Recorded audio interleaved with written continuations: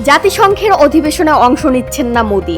দৈনিক সংবাদ দিগন্ত পত্রিকার নিয়মিত আন্তর্জাতিক সংবাদের সাথে আমি ফারিয়া হাসান। ভারতের প্রধানমন্ত্রী নরেন্দ্র মোদি এবছর জাতিসংঘ সাধারণ পরিষদের অধিবেশনে অংশ নিচ্ছেন না। তার পরিবর্তে ভারতের প্রতিনিধিত্ব করবেন পররাষ্ট্রমন্ত্রী এস জয়শঙ্কর। অধিবেশনের সাধারণ বিতর্ক 23 থেকে 29 সেপ্টেম্বর পর্যন্ত অনুষ্ঠিত হবে। জাতীয় সংবাদ মাধ্যম এনডিটিভি জানিয়েছে, ভারতের পক্ষে 27 সেপ্টেম্বর নিউ ইয়র্কে বক্তব্য রাখবেন জয়শঙ্কর। এর আগে 26 সেপ্টেম্বর মোদির নাম ছিল বক্তৃতার জন্য। বাংলাদেশ, পাকিস্তান, চীন ও ইসরায়েলের সরকার প্রধানরা 26 সেপ্টেম্বর বক্তব্য রাখবেন। চলতি বছরের ফেব্রুয়ারিতে যুক্তরাষ্ট্র সফরের সময় মোদি মার্কিন প্রেসিডেন্ট ডোনাল্ড ট্রাম্পের সঙ্গে বৈঠক করেছিলেন। তবে পরে রাশিয়ার জ্বালানি কেনার কারণে ট্রাম্প ভারতীয় পণ্যে 50% শুল্ক আরোপ করেন, যা দুই দেশের মধ্যে উত্তেজনার কারণ হয়। জাতিসংঘ সাধারণ পরিষদের বক্তাদের তালিকা অস্থায়ী, তাই শেষ মুহূর্তে পরিবর্তন সম্ভব। অধিবেশনের শুরুতে বক্তব্য রাখবেন ট্রাম্প, এরপর অন্যান্য দেশগুলোর নেতারা বক্তব্য দেবেন। এবারের অধিবেশনে ফিলিস্তিনকে স্বাধীন রাষ্ট্র হিসেবে স্বীকৃতি দেওয়ার সম্ভাবনা রয়েছে।